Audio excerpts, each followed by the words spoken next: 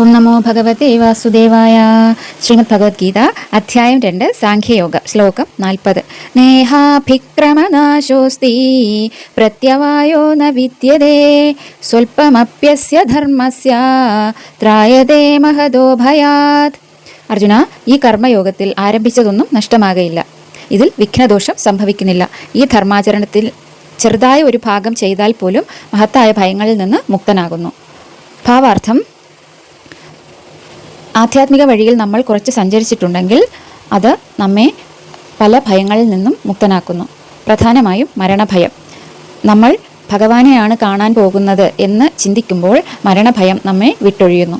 അതുപോലെ തന്നെ ആചരിച്ചതിൻ്റെ തുടർച്ചയായിരിക്കും നമുക്ക് പിന്നെ ആചരിക്കേണ്ടി വരിക. പുതിയ ഒരു ജന്മമെടുക്കുമ്പോൾ അതുവരെ നമ്മൾ എവിടെയാണോ നിർത്തിയത് അതിൻ്റെ തുടർച്ചയായി ആചരിച്ചാൽ മതിയാകും.